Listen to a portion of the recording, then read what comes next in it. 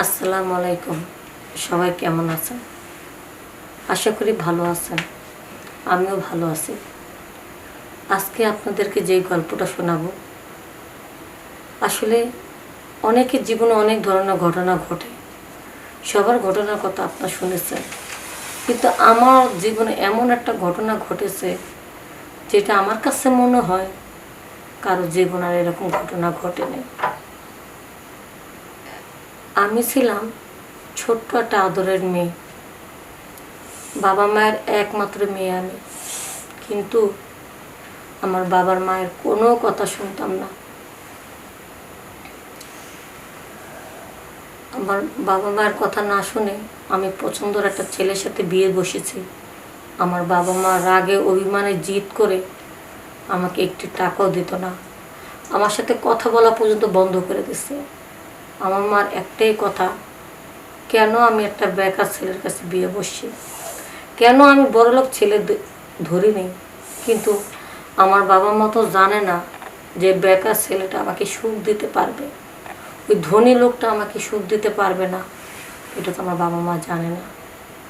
পরে একদিন আমার স্বামীর সাথে যখন আমার আমার বাবা মাকে যখন আমার চিন্তা বাদ দিয়ে দিলাম, আমার স্বামীর যে শ্বশুরবাড়ির লোকজন ছিল তারা আমার স্বামীর কাছ থেকে দূরে সরে গেল গা। একটা কথা আছে না, যারা বেকার মানুষ তাদের পাশে কোনো আত্মীয় স্বজন কেউ থাকে না। পরে আমার স্বামীর কী করুন, একটা রিক্সা নিয়ে দিলাম যে বেকার জীবন থাকার চেয়ে আপাতত একটা কাজ করো। তখন আমার স্বামী বলে, এটা কোন জমানা বলো, MA পাশ করেছি, আমার রিক্সা চালাতে হয়। আর যারা পরীক্ষায় বছর পর বছর ফেল করছে, এই যে আমার একই ফ্রেন্ডের লোক, একই ক্লাসের লোক, আমার থেকে কত অল্প লেখাপড়া করছে, একই ক্লাসে 4 বছর 5 বছর পড়ে আসছিল, কিন্তু তাদের বাপের টাকা আছে, মামু খালুকে বল আছে, তারা ভালো চাকরি নিয়ে অফিসে স্যার হিসাবে বস হিসাবে বসে রয়েছে। আর আমার রাস্তায় রিক্সা চালাইতে হয়। তাহলে কি করে এত ভালো ভালো সার্টিফিকেট দিয়ে আমি কী করবো বলো? তখন আমি বলছি, দেখো কী করবা, তুমি তো রিক্সা চালাচ্ছ, চুরি তো করতেছো না। পেট এমন একটা জিনিস, পেটে যখন খিদা লাগে তখন কোনো কাজ আর মানে না। পেট তখন বুঝে না যে পেট তুই পরে খাস, আমার চাকরিটা হচ্ছে না। তোমার কাছে বিয়ে বসে আমার বাবা মা আমাকে ত্যাগ করেছে, এখন তোমাকে নিয়ে তো আমার বাঁচতে হবে। কিন্তু আমার স্বামীর কোনো কাপড় চোপড় ছিল না, আমারও কোনো কাপড় চোপড় ছিল না। এক কাপড়ে বের করে দেওয়া হয়েছে। গোসল করব, গোসল করে ওই একই কাপড় দিয়ে কয়দিন তো আমাদের এইভাবে থাকুন যায়।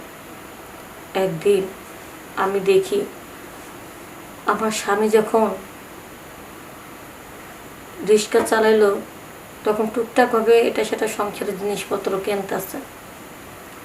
তারপরে ঘর ভাড়া বাইজে গেছে গা, অ্যাডভান্স দিতে হইব।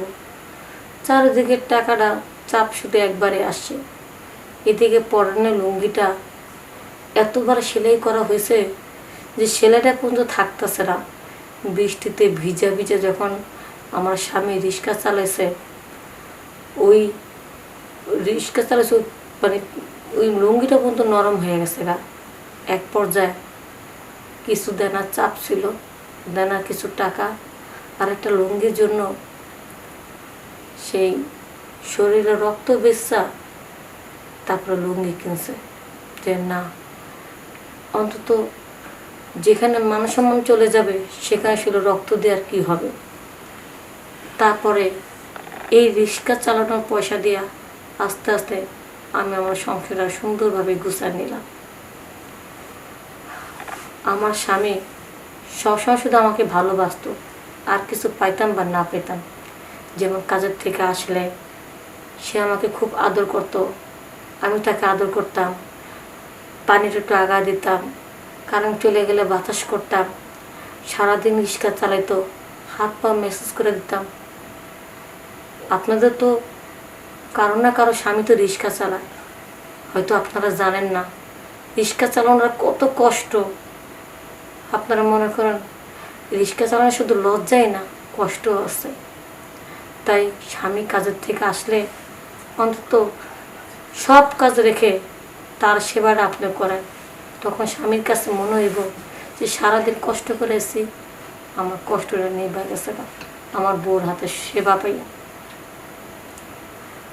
তারপর আমি আমার স্বামীকে যখন এইভাবে সেবা করতে লাগলাম, আমার স্বামী বলে যে পৃথিবীর সব কিছু যদি সাইডে চলে যায় না, যদি তুমি আমার পাশে থাকো না, তাহলে আমার কাছে মনে হইব কি জানো, আমি সবচেয়ে সুখী। তাহলে এই কথাটা কোন পুরুষ বলে? যখন তার স্ত্রীর কাছ থেকে পরিপূর্ণ ভালোবাসা পায়। তখনই একটা জিনিস মনে রাখবেন আপনারা, স্ত্রীর কাছে রাতের বেলা ঘুমাইলেন একসাথে একই বিছানা, সেটাই যে সুখ, সেটাই যে শান্তি, এরকমটা না। স্ত্রীর কাছ থেকে একটা স্বামী তার মানসিক সুখ চায়, মানসিক ভালোবাসা চায়, শুধু শারীরিক চাহিদা না। আর এই শারীরিক চাহিদা তো ক্ষণিকের জন্য সুখ দেয়, মনের শান্তি, মানসিক শান্তি একটা মানুষের সবচেয়ে মূল্যবান একটা জিনিস।